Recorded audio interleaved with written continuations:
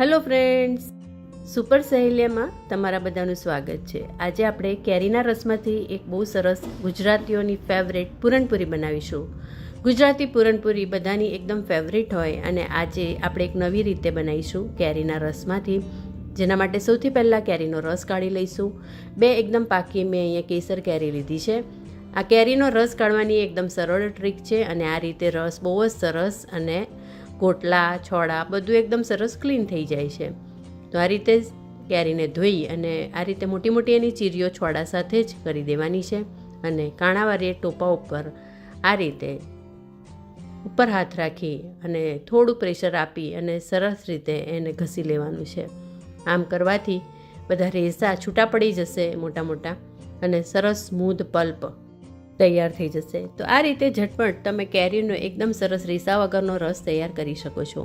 જ્યારે 12 માસ રસ સ્ટોર કરવો હોય તો આ પરફેક્ટ રીત છે. રેસા વગરનો રસ કાઢી અને પછી તમે એરટાઇટ બોટલમાં કે ઝીપલોક બેગમાં ફ્રીઝરમાં રાખીને સ્ટોર કરી શકો છો. આજે આ 2 કેરીનો રસ કાઢી અને આજે આપણે જે પૂરણપૂરી બનાવવાની છે એની રેસીપી તો કેરીની સિઝનમાં ચોક્કસ જ ટ્રાય કરવા જેવી. બહુ જ સરસ ટેસ્ટી લાગતી આ પૂરણપૂરી સ્વીટ ડિશમાં કોઈ મહેમાન આવશે તો ખૂબ જ એન્જોય કરશે. તો જુઓ, ઝટપટ આ રીતે 2 કેરીનો રેસા વગરનો પલ્પ તૈયાર કરી દેવાનો. ગોટલો પણ આ રીતે ચક્કુથી ઘસશો એટલે બધું એકદમ સરસ ક્લીન થઈ જશે અને ઝટપટ કેરીનો રસ એ પણ રેસા વગરનો તૈયાર કરી શકો છો.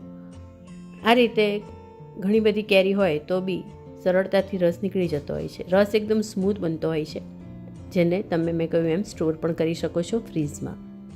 હવે આ રસ જે છે એને આપણે એક નોનસ્ટિક પેનમાં 1 ચમચી ઘી મૂકી અને ટ્રાન્સફર કરી લઈશું. તો રસની પૂરણપૂરી બનાવવા માટે સૌથી પહેલાં રસને આ રીતે નોનસ્ટિક પેનમાં કે જાડા વાસણમાં, ટૂંકમાં ચોંટેના એવું વાસણ લેવાનું છે, એમાં ટ્રાન્સફર કરી લઈશું. થોડી થોડી વારે રસને હલાવતા રહીશું અને થોડો એને જાડો થવા દઈશું. તો આ રીતે મેઝરિંગ કપનો લગભગ 1 કપ જેટલો રસ છે અને આ 1 કપ રસમાંથી 4 પૂરણપૂરી આપણી બનશે. રસને આ રીતે થોડી થોડી વારે હલાવતા જઈશું અને થોડો જાડો કરી લઈશું.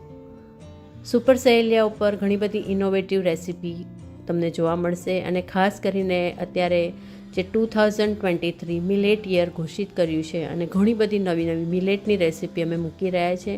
તો ચેનલને રેગ્યુલર ચોક્કસ જોજો અને હેલ્ધી લાઈફસ્ટાઈલ, હેલ્ધી ડાયટથી ફોલો કરજો. જુઓ, આ રીતે રસ થોડોક ઉકળે એટલે કે ખદબદ થવા ત્યાં સુધી થવા દેવાનું છે. બીજી બાજુ બીજી સામગ્રીમાં 2 ચમચી જેટલી ખાંડ લીધી છે, 2 કેસરના તાંતણા દૂધમાં પલાળી લીધા છે, 5 કપ જેટલું કોપરાનું છીણ લીધું છે, રેડીમેડ જે મળે છે કોકોનટ પાવડર એ, અને 5 ચમચી જેટલી આપણે લીધી છે ખસખસ. અહીંયા ઇલાયચીનો પાવડર તમે થોડો એડ કરવો હોય તો કરી શકો છો.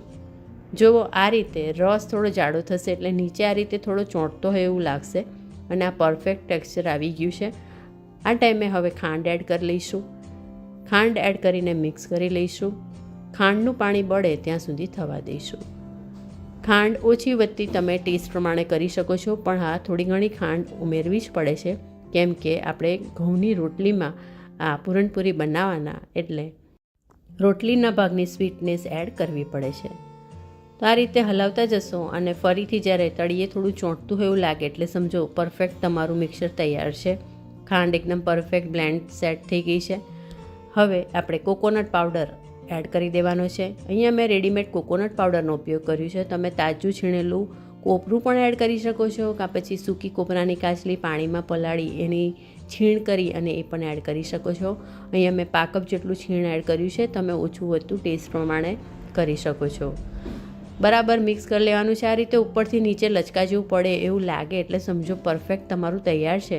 અને લાસ્ટમાં આપણે કેસરવાળું દૂધ અને ખસખસ એડ કરી લઈશું અને આપણું આ પૂરણ ફાઇનલ. તો જુઓ, આ રીતે આગળ પાછળ ચોંટેલું બધું મિક્સ કરી દઉં છું અને પરફેક્ટ ઉપરથી નીચે લચકા જેવું પડી રહ્યું છે. સમજો આપણું પરફેક્ટ છે. અને હવે કેસરવાળું દૂધ અને થોડી ખસખસ એડ કરી અને 1 મિનિટ માટે થવા દઈશું.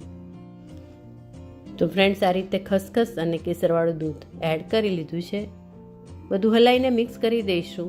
1 મિનિટ પછી ગેસ બંધ કરી દઈશું અને મિશ્રણને બીજી એક પ્લેટમાં ટ્રાન્સફર કરી દઈશું અને એને ઠંડુ થવા દઈશું.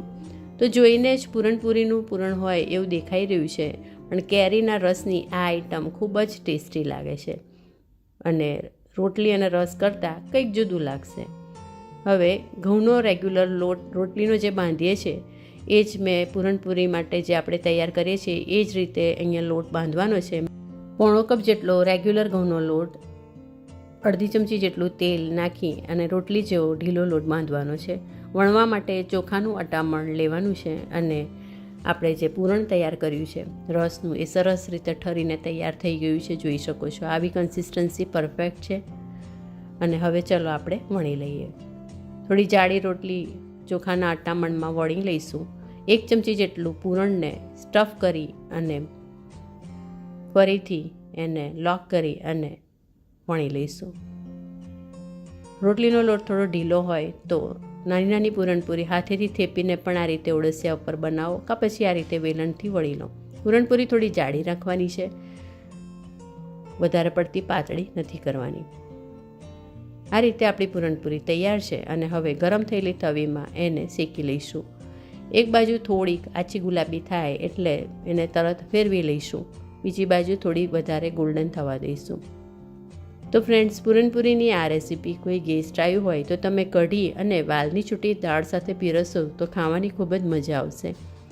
કાયમ માટે રસ અને રોટલી ખાઈને કંટાળ્યા હોય અને કંઈક નવું વેરિએશન જોઈતું હોય તો કેરીની સિઝનમાં આ પૂરણપૂરી ચોક્કસથી ટ્રાય કરજો. તો જુઓ, આ રીતે બેઉ બાજુથી સરસ ગોલ્ડન કલરની પૂરણપૂરી થઈ ગઈ છે.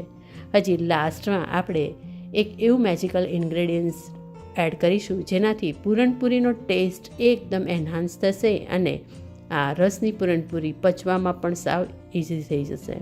તો ચાલો જોઈ લઈએ એ કયું ઇન્ગ્રેડિયન્ટ્સ આપણે એડ કરવાના છે. તો જુઓ, આ રીતે સરસ ગોલ્ડન પૂરણપૂરી આપણી તૈયાર છે. પૂરણપૂરીમાં ઘી તો હોય જ, એટલે જેવી આપણે તવી પરથી લઈએ એવી સરસ ઘી ચોપડીને તૈયાર કરી દઈશું. તો ચાલો પૂરણપૂરી અને હવે ઉપર થોડું ઘી એડ કરી અને સરખી રીતે ઘીને સ્પ્રેડ કરી દઈશું. અને લાસ્ટમાં એડ કરવામાં આવે છે મેજિકલ ઇન્ગ્રેડિયન્ટ્સ અને એ છે સૂંઠનો પાવડર. રસમાં સૂંઠનો પાવડર અને ઘી ખાવાનું મહત્ત્વ છે. ડાયજેશન માટે બહુ જ સારું રહેતું હોય છે. સૂંઠના પાવડરથી ટેસ્ટ પણ બહુ સરસ લાગશે. તો આ પૂરણપૂરી કઢી અને વાલની દાળ સાથે ખાવાની ખૂબ જ મજા આવે છે. તમે પણ આ રીતે ચોક્કસ ટ્રાય કરજો. Thank you for watching super સહેલિયા.